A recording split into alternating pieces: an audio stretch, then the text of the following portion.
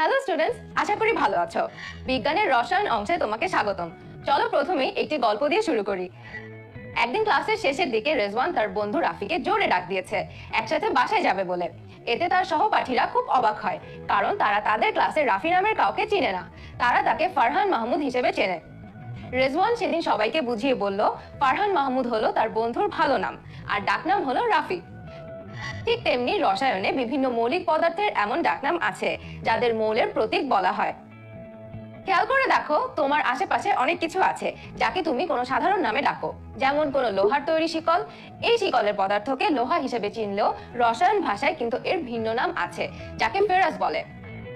আমাদের পৃথিবীতে এমন যত পদার্থ আছে রসায়নের ভাষায় সবগুলোর নাম দেওয়া আছে, এদেরকে প্রতীক বলে। তুমি নিশ্চয়ই ভাবছো তাহলে মৌলিক পদার্থ কি। মৌলিক পদার্থ নিয়ে জানার আগে তুমি একটু তোমার আশেপাশে খেয়াল করে দেখো তো। তোমার সামনে যে টেবিল আছে, যে চেয়ারে বসে আছো, অথবা তোমার রুমের জানালা দিয়ে বাইরে তাকালে তুমি যা কিছু দেখতে পাচ্ছ সবই হলো পদার্থ।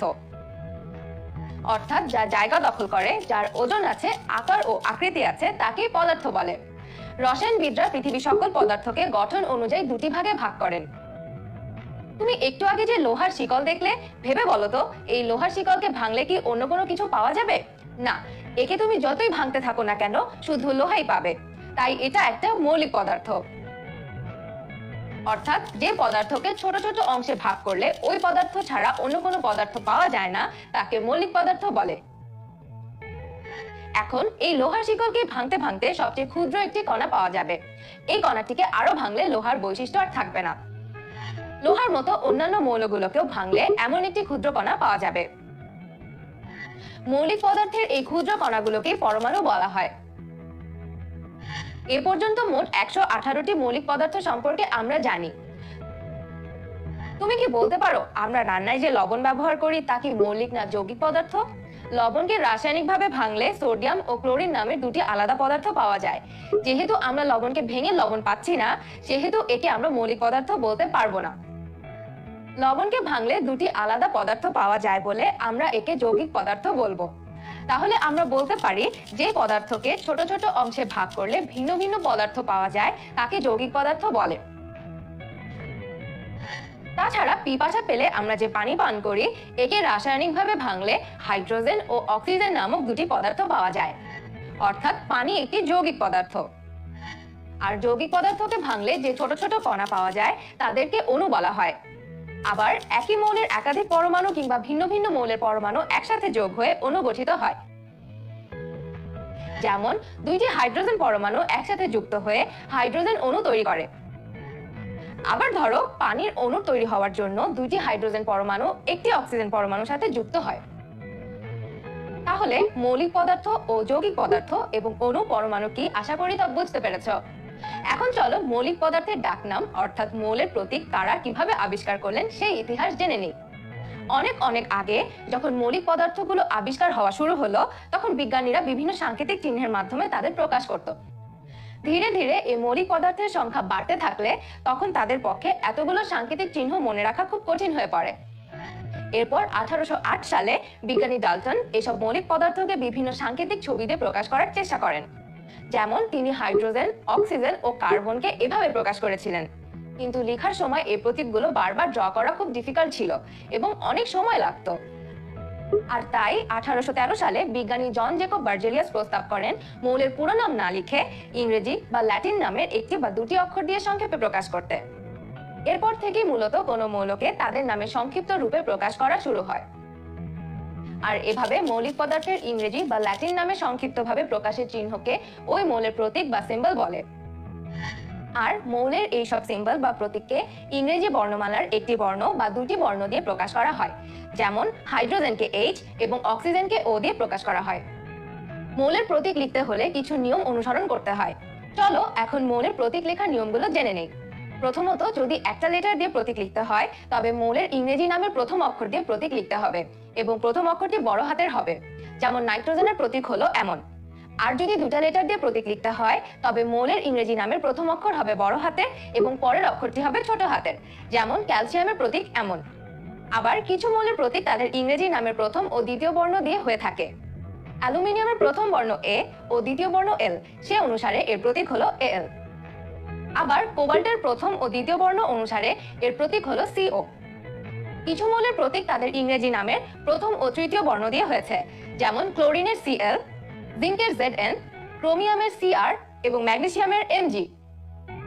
আবার কিছু মৌলের প্রতীক তাদের ল্যাটিন নাম থেকে নেওয়া হয়, যেমন সোডিয়ামের ল্যাটিন নাম নাট্রিয়াম, যার সংকেত Na, সিলভারের ল্যাটিন নাম আর্জেন্টাম, যার সংকেত Ag। কিছু মৌলের নাম আবার বিজ্ঞানীদের নামের সাথে মিল রেখে রাখা হয়েছে। আজ এই পর্যন্তই। আজ রসায়নের খুব গুরুত্বপূর্ণ একটি বিষয় জানলে। আবার দেখা হবে নেক্সট কোনো পর্বে। সেই পর্যন্ত ভালো থেকো।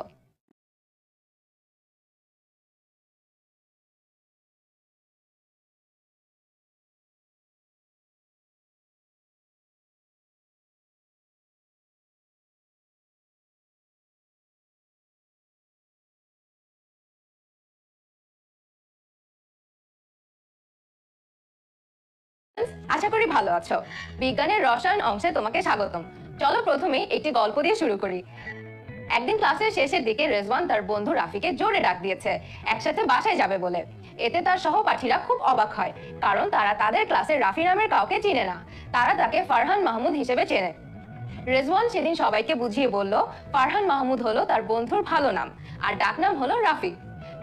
ঠিক তেমনি রসায়নে বিভিন্ন মৌলিক পদার্থের এমন ডাকনাম আছে যাদের মৌলের প্রতীক বলা হয়। খেয়াল করে দেখো, তোমার আশেপাশে অনেক কিছু আছে যাকে তুমি কোনো সাধারণ নামে ডাকো, যেমন কোনো লোহার তৈরি শিকল। এই শিকলের পদার্থকে লোহা হিসেবে চিনলেও রসায়ন ভাষায় কিন্তু এর ভিন্ন নাম আছে, যাকে ফেরাস বলে। আমাদের পৃথিবীতে এমন যত পদার্থ আছে রসায়নের ভাষায় সবগুলোর নাম দেওয়া আছে, এদেরকে প্রতীক বলে। তুমি নিশ্চয়ই ভাবছো তাহলে মৌলিক পদার্থ কি?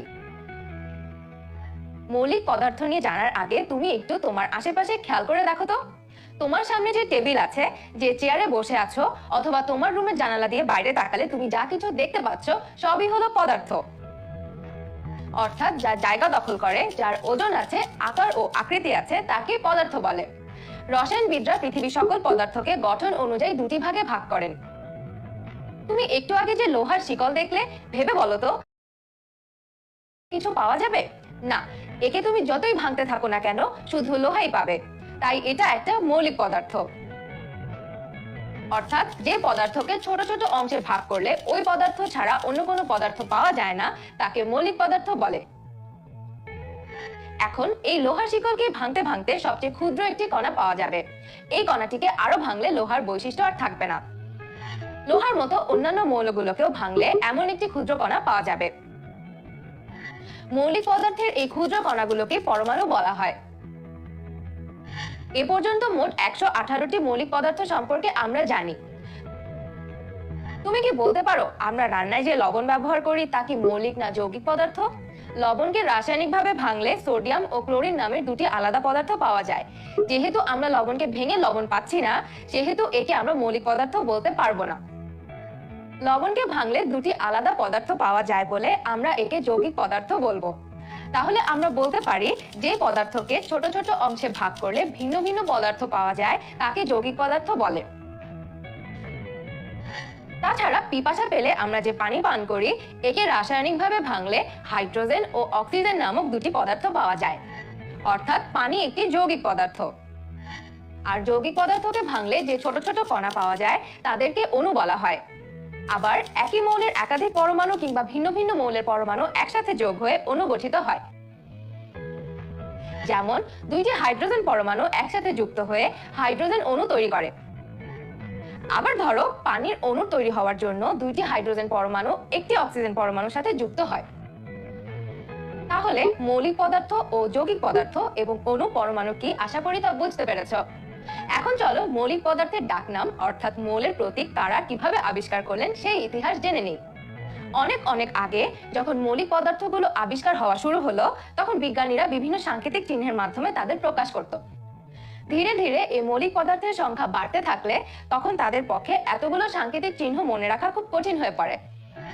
এরপর 1808 সালে বিজ্ঞানী ডাল্টন এসব মৌলিক পদার্থকে বিভিন্ন সাংকেতিক ছবি দিয়ে প্রকাশ করার চেষ্টা করেন। যেমন তিনি হাইড্রোজেন, অক্সিজেন ও কার্বন করা খুব ডিফিকাল্ট ছিল এবং অনেক সময় লাগতো।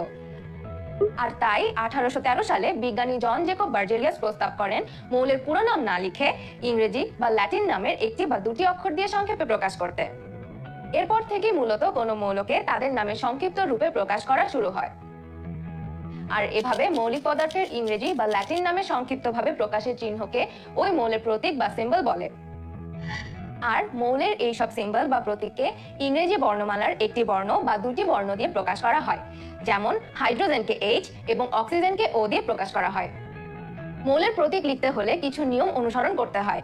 চলো এখন মৌলের প্রতীক লেখার নিয়মগুলো জেনে নেই। প্রথমত, যদি একটা লেটার দিয়ে প্রতীক লিখতে হয় তবে মৌলের ইংরেজি নামের প্রথম অক্ষর দিয়ে প্রতীক লিখতে হবে এবং প্রথম অক্ষরটি বড় হাতের হবে, যেমন নাইট্রোজেনের প্রতীক হলো এমন। আর যদি দুটা লেটার দিয়ে প্রতীক লিখতে হয় তবে মৌলের ইংরেজি নামের প্রথম অক্ষর হবে বড় হাতের এবং পরের অক্ষরটি হবে ছোট হাতের, যেমন ক্যালসিয়ামের প্রতীক এমন। আবার কিছু মৌলের প্রতীক তাদের ইংরেজি নামের প্রথম ও দ্বিতীয় বর্ণ দিয়ে হয়ে থাকে। অ্যালুমিনিয়ামের প্রথম বর্ণ A ও দ্বিতীয় বর্ণ L, সে অনুসারে এর প্রতীক হলো Al। আবার কোবাল্টের প্রথম ও দ্বিতীয় বর্ণ অনুসারে এর প্রতীক হলো CO। কিছু মৌলের প্রতীক তাদের ইংরেজি নামের প্রথম ও তৃতীয় বর্ণ দিয়ে হয়েছে, যেমন ক্লোরিনের Cl, জিঙ্কের Zn, ক্রোমিয়ামের Cr এবং ম্যাগনেসিয়ামের Mg। আবার কিছু মৌলের প্রতীক তাদের ল্যাটিন নাম থেকে নেওয়া হয়, যেমন সোডিয়ামের ল্যাটিন নাম নাট্রিয়াম, যার সংকেত Na, সিলভারের ল্যাটিন নাম আর্জেন্টাম, যার সংকেত Ag। কিছু মৌলের নাম আবার বিজ্ঞানীদের নামের সাথে মিল রেখে রাখা হয়েছে। আজ এ পর্যন্তই। আজ রসায়নের খুব গুরুত্বপূর্ণ একটি বিষয় জানলে। আবার দেখা হবে নেক্সট কোনো পর্বে। সেই পর্যন্ত ভালো থেকো।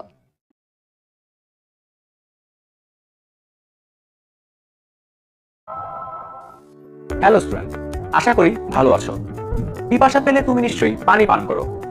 তুমি তো অলরেডি জানো অক্সিজেন আর হাইড্রোজেন মিলে বিক্রিয়া করে পানি তৈরি করে। এখন পানি তৈরির বিক্রিয়ার সমীকরণটি অক্সিজেন ও হাইড্রোজেনের প্রতীক, সংকেত ও যোজনী ঠিক রেখে কিভাবে লেখা হয় তা কি তুমি জানো? যদি মনে করে থাকো যে এভাবে oxygen plus hydrogen equals to পানি লিখবে, তাহলে কিন্তু ভুল ভাবছো। কারণ রাসায়নিক বিক্রিয়ার সমীকরণ এভাবে কথায় লেখা যাবে না।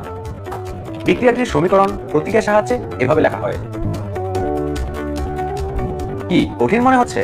ভয় পেও না, এই সমীকরণ লেখার সময় কিছু নিয়ম কারণ ফলো করা হয়েছে।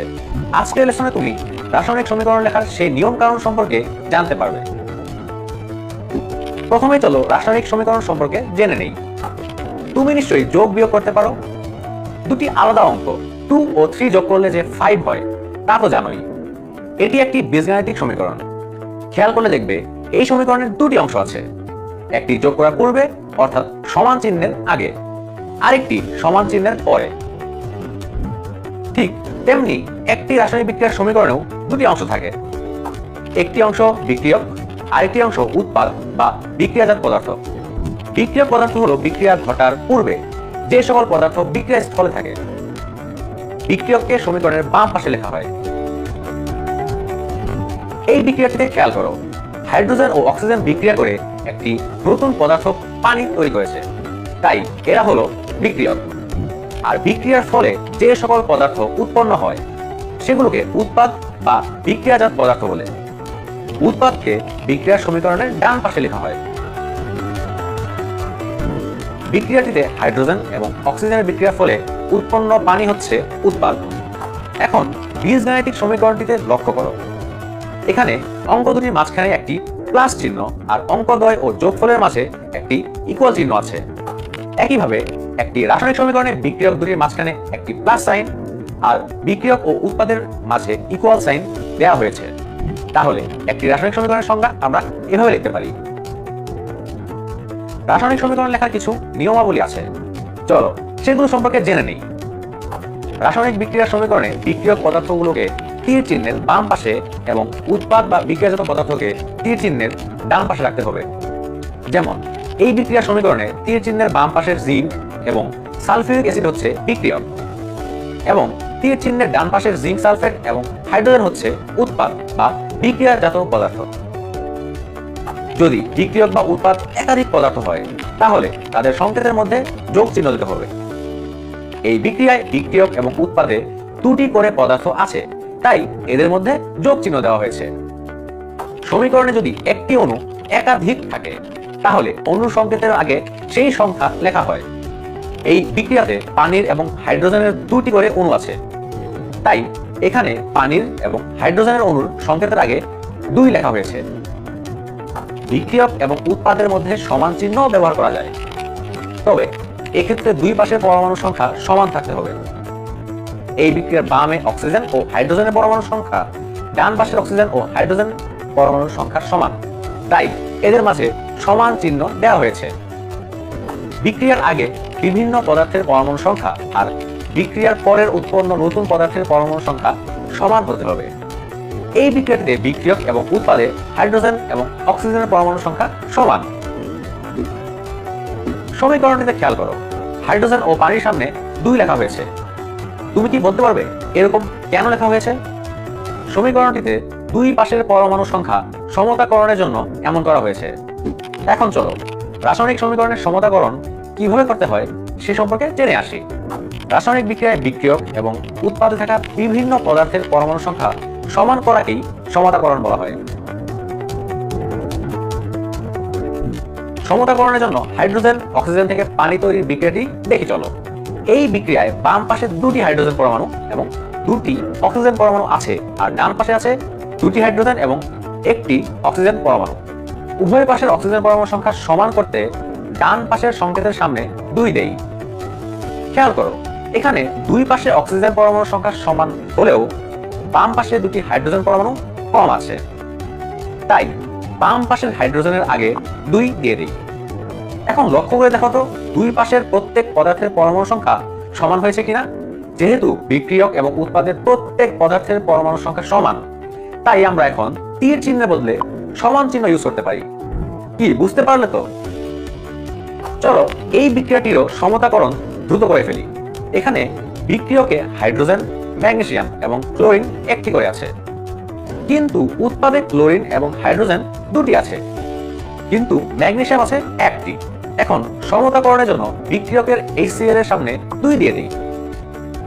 এখন বিক্রিয়ক আর উৎপাদে দেখো তো পরমাণু সংখ্যা সমান হচ্ছে কিনা। এই ক্ষেত্রে উভয় পাশে পরমাণু সংখ্যা সমান হয়ে যাবে, তাই আমরা তীর চিহ্ন উঠিয়ে সমান চিহ্ন লিখতে পারবো মাঝখানে। এখন স্ক্রিন পজ করে দ্রুত এই 3টি সমীকরণের সমতাকরণ করে ফেলো তো। এখন উত্তর মিলিয়ে নাও। কি কয়টা পারলে? এভাবেই আরো কয়েকটি সমীকরণের সমতাকরণ প্র্যাকটিস করে ফেলো বসে বসে, তাহলেই তুমি সমীকরণ সমতাকরণে এক্সপার্ট হয়ে যাবে। আজ তাহলে এই পর্যন্তই। আজকে আমরা রাসায়নিক সমীকরণ ও এর সমতাকরণ নিয়ে জেনেছি। নতুন কোনো লেসনে আবার দেখা হবে। সেই পর্যন্ত ভালো থেকো।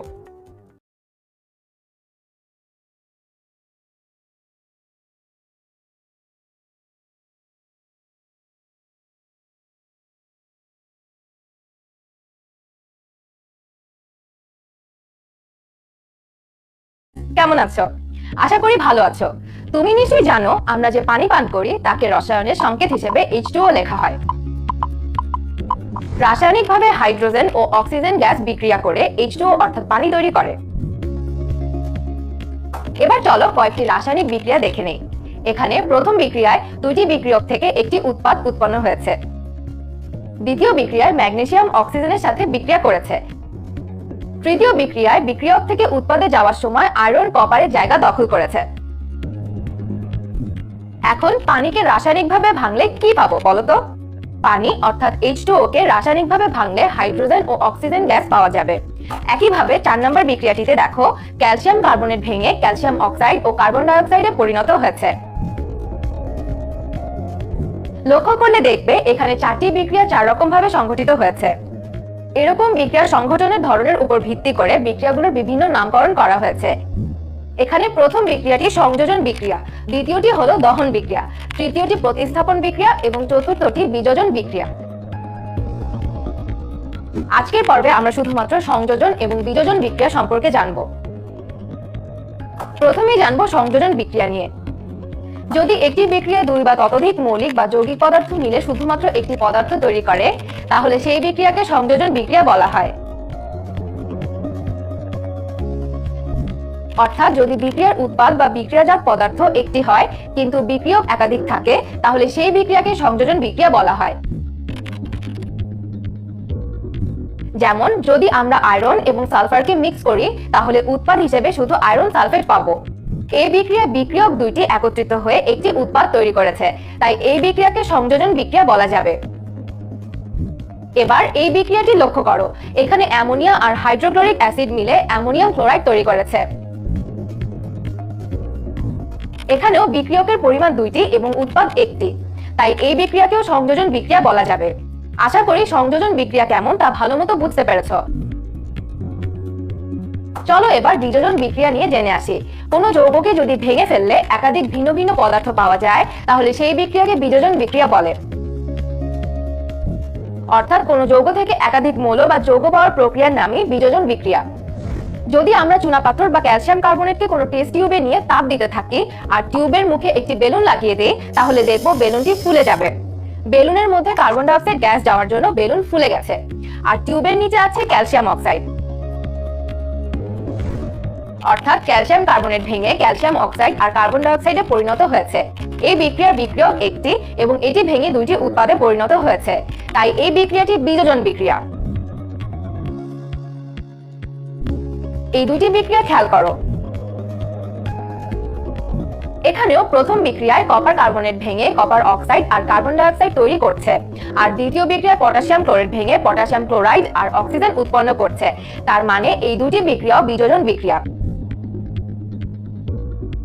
আশা করি তুমি সংযোজন আর বিযোজন বিক্রিয়া ভালোমতো বুঝতে পেরেছো। আজ তাহলে এ পর্যন্তই। আজকে আমরা সংযোজন ও বিযোজন বিক্রিয়া সম্পর্কে জানলাম। নেক্সট লেসনে আবার দেখা হবে। ভালো থেকো সে পর্যন্ত।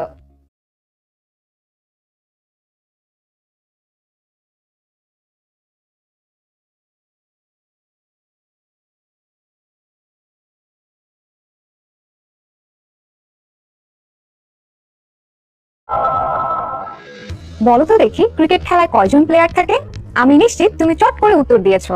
তবে পুরো টিমে কিন্তু 11 জনের বেশি খেলোয়াড় থাকে। খেলার মাঠে কেউ অসুস্থ হয়ে পড়লে তার বদলে টিম থেকে নতুন একজন খেলোয়াড়কে মাঠে নামানো হয়। এরকম একজনের জায়গায় আরেকজনকে বসানোর প্রক্রিয়াকে বলে প্রতিস্থাপন। কিন্তু ক্রিকেট খেলার সাথে রসায়নের কি সম্পর্ক?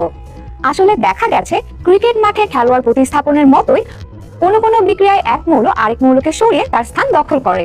এই কারণে এই বিক্রিয়ার নাম দেওয়া হয়েছে প্রতিস্থাপন বিক্রিয়া। আজকের পর্বে আমরা প্রতিস্থাপন বিক্রিয়ার পাশাপাশি রসায়নের আরেকটি খুব গুরুত্বপূর্ণ বিক্রিয়া দহন সম্পর্কে জানব। খেলার মাঠে যেমন কোনো প্লেয়ার অসুস্থ বা দুর্বল হয়ে পড়লে তাকে প্রতিস্থাপিত করা হয়, তেমনি প্রতিস্থাপন বিক্রিয়ার ক্ষেত্রেও সক্রিয় মৌল অন্য কোনো কম সক্রিয় মৌলকে সরিয়ে তার জায়গা দখল করে।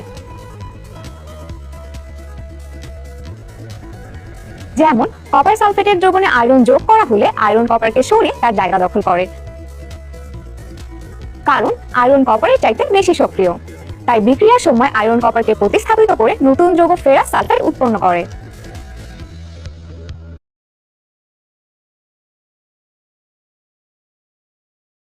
ক্রিকেট খেলায় কয়জন প্লেয়ার থাকে? আমি নিশ্চিত তুমি চট করে উত্তর দিয়েছো। তবে পুরো টিমে কিন্তু 11 জনের বেশি খেলোয়াড় থাকে। খেলার মাঠে কেউ অসুস্থ হয়ে পড়লে তার বদলে টিম থেকে নতুন একজন খেলোয়াড়কে মাঠে নামানো হয়। এরকম একজনের জায়গায় আরেকজনকে বসানোর প্রক্রিয়াকে বলে প্রতিস্থাপন। কিন্তু ক্রিকেট খেলার সাথে রসায়নের কি সম্পর্ক? আসলে দেখা গেছে ক্রিকেট মাঠে খেলোয়াড় প্রতিস্থাপনের মতোই কোনো কোনো বিক্রিয়ায় এক মৌল আরেক মৌলকে সরিয়ে তার স্থান দখল করে। এই কারণে এই বিক্রিয়ার নাম দেওয়া হয়েছে প্রতিস্থাপন বিক্রিয়া। আজকের পর্বে আমরা প্রতিস্থাপন বিক্রিয়ার পাশাপাশি রসায়নের আরেকটি খুব গুরুত্বপূর্ণ বিক্রিয়া দহন সম্পর্কে জানব।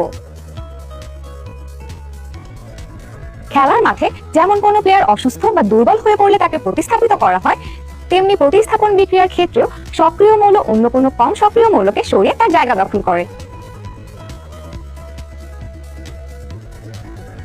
যেমন কপার সালফেটের দ্রবণে আয়রন যোগ করা হলে আয়রন কপারকে সরিয়ে তার জায়গা দখল করে, কারণ আয়রন কপারের চাইতে বেশি সক্রিয়। তাই বিক্রিয়ার সময় আয়রন কপারকে প্রতিস্থাপিত করে নতুন যৌগ ফেরাস সালফাইড উৎপন্ন করে। ঠিক একইভাবে জিঙ্ক ও হাইড্রোজেন ক্লোরাইড এবং পটাশিয়াম ও সোডিয়াম ক্লোরাইডও প্রতিস্থাপন বিক্রিয়া করে। তুমি নিজেই চেষ্টা করে দেখো তো বিক্রিয়ার পর কি উৎপাদ তৈরি হবে সেটা বের করতে পারো কিনা। প্রথম বিক্রিয়ায় জিঙ্ক হাইড্রোজেনকে সরিয়ে জিঙ্ক ক্লোরাইড উৎপন্ন করবে। পরের বিক্রিয়াতে পটাশিয়াম সোডিয়ামকে সরিয়ে পটাশিয়াম ক্লোরাইড তৈরি করবে। আশা করি প্রতিস্থাপন বিক্রিয়া তুমি ভালো মতো বুঝতে পেরেছো। নাম শুনে নিশ্চয়ই বুঝতে পারছো আগুনের সাথে দহন বিক্রিয়ার একটা সম্পর্ক আছে। আসলে আগুন জিনিসটাই এক ধরনের রাসায়নিক বিক্রিয়া যার অফিসিয়াল নাম হলো দহন। কোনো মৌল বা যৌগ যখন অক্সিজেনের সাথে বিক্রিয়া করে প্রচুর তাপ উৎপন্ন করে তখন তাকে দহন বিক্রিয়া বলে। অক্সিজেনের সাথে বিক্রিয়া করার কারণে দহন বিক্রিয়ার উৎপাদ হিসেবে অক্সাইড পাওয়া যায়।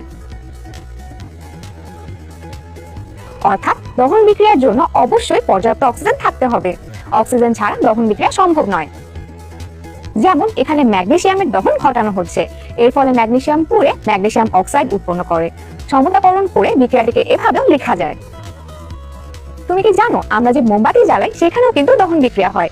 মোম যখন জ্বলতে থাকে তখন তাপের ফলে মোমের কিছু অংশগুলো নিচে পড়ে যায়, আর বেশিরভাগ অংশই বায়ুর অক্সিজেনের সাথে দহন বিক্রিয়া ঘটায়। ফলে আমরা মোম থেকে আলো আর তাপ পাই। দহন বিক্রিয়ার আরো কয়েকটি উদাহরণ স্ক্রিন পজ করে দেখে নাও। আশা করি তুমি প্রতিস্থাপন এবং দহন বিক্রিয়া ভালো মতো বুঝতে পেরেছো। আজ তাহলে এ পর্যন্তই, দেখা হবে পরবর্তী পর্বে। সে পর্যন্ত ভালো থেকো।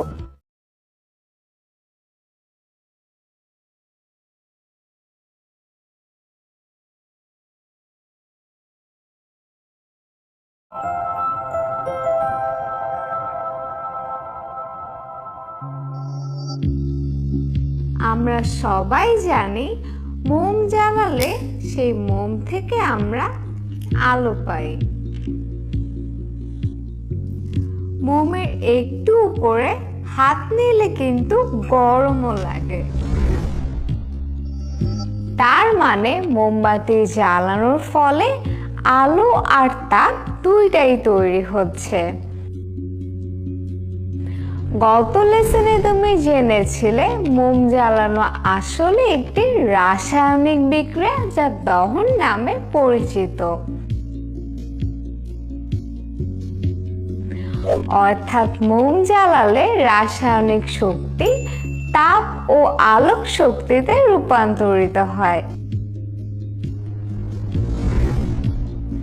আর এভাবে আমরা মোম থেকে আলো ও তাপ পাই। আমরা যে গ্যাসের চুলা জ্বালাই সেখানেও দহনের মাধ্যমে রাসায়নিক শক্তি তাপ ও আলোক শক্তিতে পরিণত হয়। একইভাবে সকল বিক্রিয়াতে কম বেশি রাসায়নিক শক্তির রূপান্তর ঘটে। অধিকাংশ বিক্রিয়াতে রাসায়নিক শক্তি থেকে তাপ পাওয়া যায়। আবার কিছু বিক্রিয়ায় তাপ উৎপন্ন না হয়ে বরং কমে যায়। যেমন তুমি কি কখনো নরমাল পানিতে গ্লুকোজ মিশিয়ে খেয়েছো? পানিতে গ্লুকোজ মেশালে দেখবে মিশ্রণটি সাথে সাথে ঠান্ডা হয়ে যায়। আবার একটি টেস্ট টিউবে খাবার সোডা ও লেবুর রস নিয়ে হাত দিলে দেখবে ঠান্ডা হয়ে গেছে, কারণ এক্ষেত্রে তাপ শক্তি পরিণত হচ্ছে রাসায়নিক শক্তিতে। লেবুর রসে প্রচুর সাইট্রিক অ্যাসিড থাকে যা বেকিং সোডা অর্থাৎ সোডিয়াম হাইড্রোজেন কার্বনেটের সাথে বিক্রিয়া করে sodium citrate, carbon die oxide এবং পানি তৈরি করে। এই কার্বন ডাই অক্সাইডগুলো বুদবুদ আকারে উপরে উঠে আসে। অন্যদিকে একটি টেস্ট টিউবে চুন ও ভিনেগার নিলে খেয়াল করবে টেস্ট টিউবটি অনেক গরম হয়ে গেছে। এর কারণ এই বিক্রিয়ার রাসায়নিক শক্তি থেকে তাপ শক্তি উৎপন্ন হয়। চুন হচ্ছে আর ভিনেগার হলো অ্যাসিডিক অ্যাসিড, যেটি আবার অম্লধর্মী পদার্থ, তবে এরা বিক্রিয়া করে নিরপেক্ষ যৌগ ক্যালসিয়াম অ্যাসিটেট এবং পানি তৈরি করে। অম্লধর্মী এবং ক্ষারধর্মী পদার্থ একে অপরকে প্রশমন করে দেখে এ ধরনের বিক্রিয়াকে প্রশমন বিক্রিয়া বলে। চলো আরেকটি বিক্রিয়া দেখি যেখানে প্রচুর পরিমাণে তাপ উৎপন্ন হয়। চুনের সাথে পানি মিশানো হলে বেশ তাপ পাওয়া যায়। এই উৎপন্ন তাপের পরিমাণ এত বেশি যে পানি ফুটতে শুরু করে। বিক্রিয়াটির ফলে ক্যালসিয়াম হাইড্রোক্সাইড উৎপন্ন হয়। এই ক্যালসিয়াম হাইড্রোক্সাইড স্লেক্ট লাইম নামে বেশি পরিচিত। তবে পানির মধ্যে ক্যালসিয়াম হাইড্রোক্সাইডের সম্পৃক্ত দ্রবণকে চুনের পানি বা লাইম ওয়াটার বলা হয়। চুন ও পানির এই দ্রবণকে কিছুক্ষণ রেখে দিলে উপরে পানির মতো পরিষ্কার একটি অংশ দেখা যায়, সেটাই হচ্ছে লাইম ওয়াটার। আজ তাহলে এ পর্যন্তই। আজকে তুমি জানলে রাসায়নিক বিক্রিয়ার ফলে রাসায়নিক শক্তি থেকে তাপ শক্তির রূপান্তর সম্পর্কে। দেখা হবে আগামী পর্বে, সে পর্যন্ত ভালো থেকো।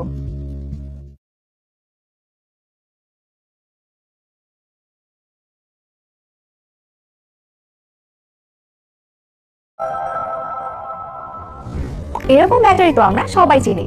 TV remote, torch light, electric খেলনায় এরকম ব্যাটারি ইউজ করতে আমরা দেখেছি। এই ব্যাটারিকে বলা হয় ড্রাই সেল বা শুষ্ক কোষ। আজকের পর্বে তুমি এই শুষ্ক কোষ আর তড়িৎ বিশ্লেষণ নিয়ে জানতে পারবে। একে ড্রাই সেল বলা হয় কারণ এর ভিতরে রাসায়নিক দ্রব্যগুলো পেস্ট বা জেলির আকারে থাকে, এতে করে এগুলো গড়িয়ে পড়তে পারে না। ড্রাই সেল কিভাবে তৈরি হয় সেটা নিয়ে আমরা এখন জানবো। প্রথমে একটি দস্তার পাত্র নিয়ে সেটির ফাঁকা জায়গা অ্যামোনিয়াম ক্লোরাইড, কয়লার গুঁড়া, ম্যাঙ্গানিজ ডাইঅক্সাইডের মিশ্রণের পেস্ট দিয়ে ফিল করা হয়। এখন এই পেস্টের ভিতরে একটি কার্বন দণ্ড বসানো হয়। এই কার্বন দণ্ডের উপরে একটি ধাতব টুপি পরানো থাকে। এই টুপি দিয়ে ঢাকা কার্বন দণ্ডের উপরের অংশ ধনাত্মক তড়িৎদ্বার বা ক্যাথোড হিসেবে কাজ করে, আর এই দস্তার পাত্রটি ঋণাত্মক তড়িৎদ্বার বা অ্যানোড হিসেবে কাজ করে। এরপরে দস্তার পাত্রটিকে একটি শক্ত কাগজ দিয়ে ঘিরে দেওয়া হয়। কোনো বাল্বের সাথে যদি আমরা এই ব্যাটারি যুক্ত করি, তাহলে বর্তনীর ভিতরে রাসায়নিক পদার্থ থেকে রাসায়নিক শক্তি আলোক শক্তিতে রূপান্তরিত হয়। এখন আমরা জানবো তড়িৎ বিশ্লেষণ নিয়ে। এর জন্য আমাদের দরকার ব্যাটারি, তার, কার্বন দণ্ড, পানি, লবণ, বিকার। প্রথমে একটি পাত্রে পানি নেই, এরপর এর মধ্যে কিছু লবণ যোগ করি। এরপর পাত্রটির পানিকে লবণের সাথে ভালোভাবে মিশিয়ে নেই। এই মিশ্রণের মধ্যে কার্বন দণ্ড দুটি এভাবে স্থাপন করি। এরপরে দণ্ড দুটি তার দিয়ে ব্যাটারির সাথে কানেক্ট করি। এখানে একটা কার্বন দণ্ড অ্যানোড হিসেবে এবং আরেকটি কার্বন দণ্ড ক্যাথোড হিসেবে কাজ করে। এখানে যে কার্বন দণ্ডটি ধনাত্মক প্রান্তের সাথে যুক্ত সেটি হবে অ্যানোড, আর যেটি ঋণাত্মক প্রান্তের সাথে যুক্ত সেটি হচ্ছে ক্যাথোড। লক্ষ্য করলে দেখবে অ্যানোডে গ্যাসের বুদবুদ জমছে, আর ডান পাশের অংশে ধূসর প্রলেপ পড়েছে। এভাবে ব্যাটারি থেকে তড়িৎ প্রবাহিত হতে থাকে। এর ফলে ক্লোরাইড আয়ন অ্যানোডে গিয়ে ক্লোরিন গ্যাস তৈরি করে, আর সোডিয়াম আয়ন ক্যাথোডে গিয়ে ধাতব সোডিয়াম তৈরি করে। এক্ষেত্রে সংঘটিত বিক্রিয়াগুলো তুমি স্ক্রিনে দেখতে পাচ্ছ। তড়িৎ প্রবাহের ফলে যে সোডিয়াম ক্লোরাইড দ্রবণ থেকে ক্লোরিন গ্যাস আর ধাতব সোডিয়াম উৎপন্ন হচ্ছে, এই ঘটনাকে বলে তড়িৎ বিশ্লেষণ, আর এই লবণকে বলে তড়িৎ বিশ্লেষ্য। এখন কিন্তু এটা ভেবো না যে সব পদার্থকে তড়িৎ বিশ্লেষ্য হিসেবে ইউজ করা যাবে। যে সকল পদার্থ বিগলিত বা দ্রবীভূত অবস্থায় তড়িৎ পরিবহন করে, তাদেরকেই শুধু তড়িৎ বিশ্লেষ্য হিসেবে ইউজ করা যায়। আজ তাহলে এ পর্যন্তই। আজ তুমি জানলে ড্রাই সেল আর তড়িৎ বিশ্লেষণ নিয়ে, আর এটা দিয়ে এই অধ্যায়ের থিওরি সমাপ্তি ঘটলো। দেখা হবে অন্য অধ্যায়ে, সে পর্যন্ত ভালো থেকো।